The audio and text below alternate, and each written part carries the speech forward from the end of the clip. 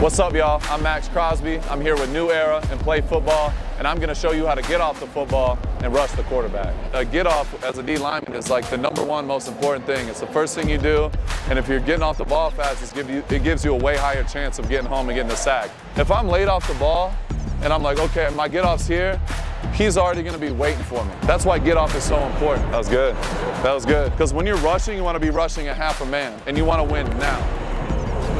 Moving, good job. Okay, how can I eliminate the factors? I know his knee moves first. Boom, I'm staring at his knee. It comes with instincts, but if I'm coming off with him, if I'm already here, my get off is consistent, and I'm making him fight at 3 to 4 yards instead of 7 yards, where he can just wait for me, then I've already won half that battle. So that's why get off is so important. Whoa!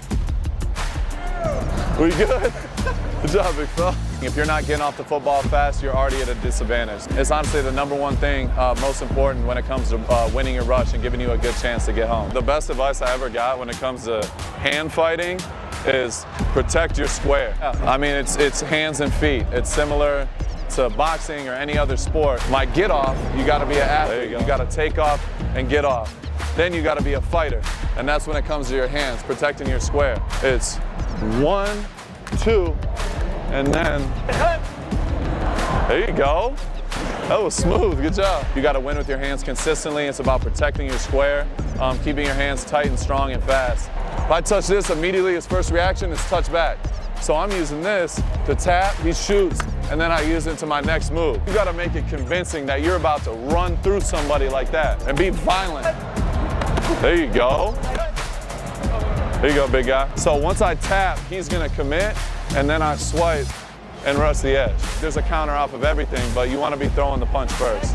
You have to turn into a fighter, and that starts with your hand, and that'll give you a great chance to get home. I gotta be able to defend the quarterback and the running back at the same time to help our defense. You gotta stay outside in. You play everything outside in. If you go to do the handoff and I crash, he's gonna pull it.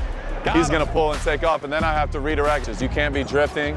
You gotta be able to turn, and you have to have good hips and be flexible enough to win and turn and bend at a fast speed. Nice. Oh, got him. The girls are killing it. I can be late to that because I got big guys inside defending the inside run, and if he were to cut back, I can be late and go make a play on the running back.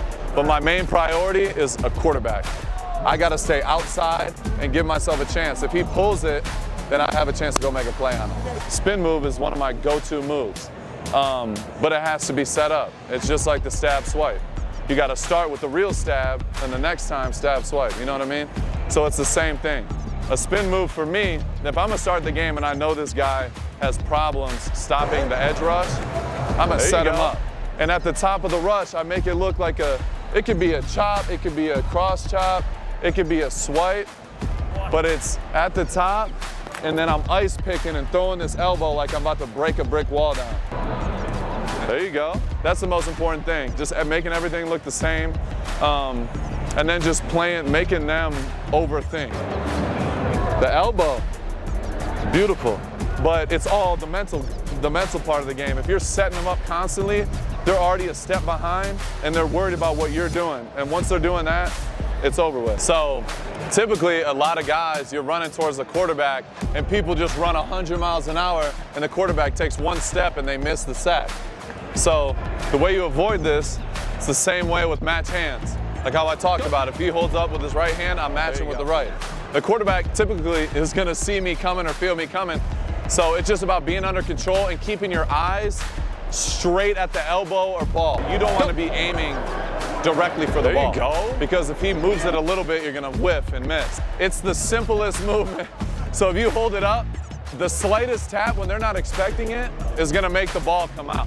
But if you take the ball off the quarterback and your mind is calm and you're under control, then you take his arm out and the ball is on the ground and you could change the whole game. And that's how you play the game.